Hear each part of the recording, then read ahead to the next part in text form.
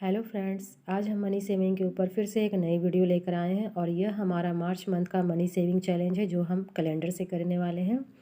तो जो March month का जो मनी सेविंग चैलेंज है वो 31 दिनों का है। टोटल यहाँ पर 31 दिन है हमारे इस महीने में, मार्च के महीने में। तो इसी के अनुसार हम इस तरह से आज कैलेंडर से बहुत ही ईजी तरीके से इसमें पैसे को सेव करने वाले हैं।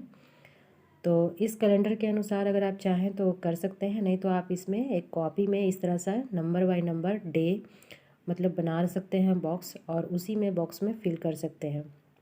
तो यहाँ पर इसमें हम किस तरह से फिल करेंगे वह हम आपको बताते हैं। यहाँ पर जितने भी तारीख हो, चाहे वो 31 हो, 3 हो, 4 हो, 10 हो, 11 हो या फिर 1 तारीख से आप स्टार्ट कीजिए, उतना ही आपको अमाउंट इसमें ऐड करना है। तो यहाँ पर सबसे पहले हम यहाँ पर 1 तारीख से लेंगे। अगर आपके पास 1 रुपये है चेंज तो आप इसमें 1 तारीख से शुरुआत कर सकते हैं, नहीं तो आप बीच में से कोई भी बॉक्स इसमें फिल कर सकते हैं। तो यहाँ पर देखिए, जो हमारा फर्स्ट डे यानी कि 1 तारीख है, हम इसमें 1 रुपया हम इसमें जमा कर देंगे। तो फर्स्ट डे से आप शुरुआत कर सकते हैं। तो यहाँ पर हम फर्स्ट डे से ही शुरुआत कर लेते हैं क्योंकि मेरे पास चेंज पैसा है। तो यहाँ पर हम 1 रुपया लेंगे। तो यहाँ पर हम इस तरह से 1 रुपया इसमें हम ऐड कर देंगे, और इस नंबर जो फर्स्ट डे वाला का जो नंबर 1 नंबर है उसे हम टिक कर देंगे।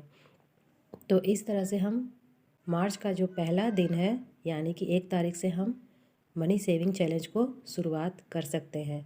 और उसके बाद आप चाहें तो अगर आपके पास 2 रुपये हैं तो 2 रुपये इसमें इस तरह से फिल कर दीजिए, और उसके बाद दूसरे वाले बॉक्स को भी हम इस तरह से टिक कर देंगे। आप चाहें तो थोड़ा सा डार्क कलर भी ले सकते हैं। यहाँ पर मेरे पास पेंसिल है इसलिए हम पेंसिल का यूज कर रहे हैं। तो यहाँ पर देखिए फ्रेंड्स, दोनों बॉक्स हमने फिल कर दिया है, जो कि बहुत ही आसान तरीके से हमने फिल किया है। और अगर आपके पास 3 रुपये नहीं है तो आप चाहें तो 4 या 5 वाला कोई भी बॉक्स को फिल कर सकते हैं। तो यहाँ पर मेरे पास 4 रुपये हैं, तो 4 रुपये वाला हम यहाँ पर बॉक्स को फिल कर देंगे इस तरह से। तो 2-2 रुपये का हमने सिक्का लिया है, यहाँ पर हमने इस तरह से 4 रुपये इसमें फिल कर दिया है, और इस तरह से 4 वाले बॉक्स को भी हम टिक कर देंगे। तो ज़रूरी नहीं है कि आप इसे हर डे मतलब कि पर डे आप इसे लेकर चलें।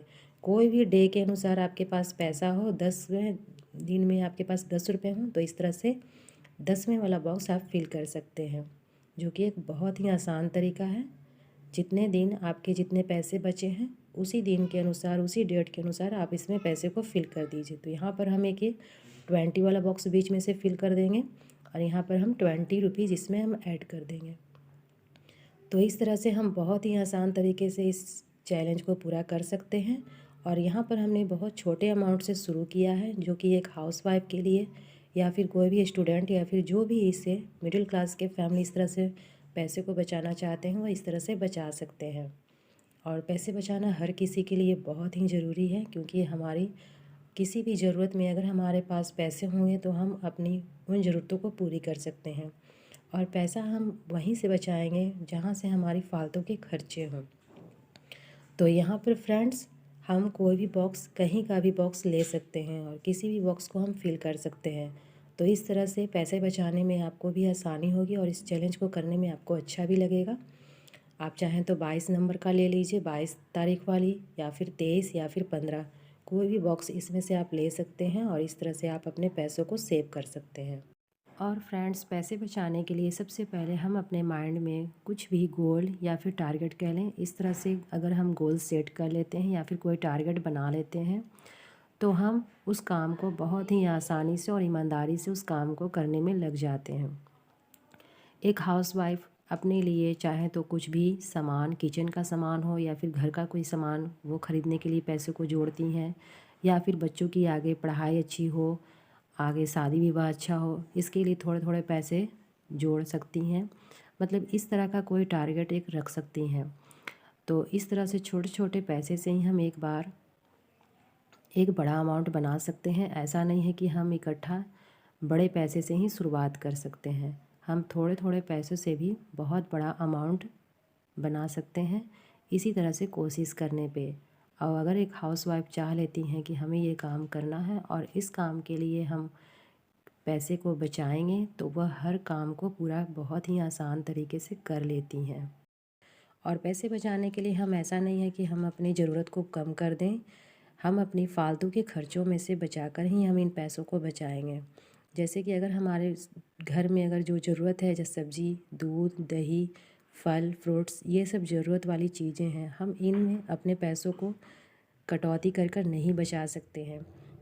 जो हमारे फालतू के खर्चे हैं, जैसे किचन में सामान पड़े हुए होते हैं पिछले मंथ का, और हम अगले मंथ में दोबारा उसी सामान को दोबारा मंगा लेते हैं, तो जो पिछले मंथ का सामान होता है वो हमारी एक्सपायरी डेट हो जाती है, या तो फिर जो अनाज वगैरह होती हैं उसमें कीड़े लग जाते हैं, जिसे हम दोबारा यूज नहीं करते हैं, और वह सामान हमारा बर्बाद हो जाता है।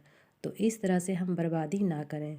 अगर हम सब्ज़ी लेने जाते हैं तो इकट्ठी अगर हम सब्ज़ी ले आते हैं और उसे हम जब सुरक्षित से नहीं रख पाते हैं, तो वो सब्ज़ी भी हमारी ख़राब होकर बर्बाद हो जाती है। तो इस तरह से हम पैसों को नहीं बचा सकते हैं जब तक हम अपने सामानों को सुरक्षित नहीं रखेंगे।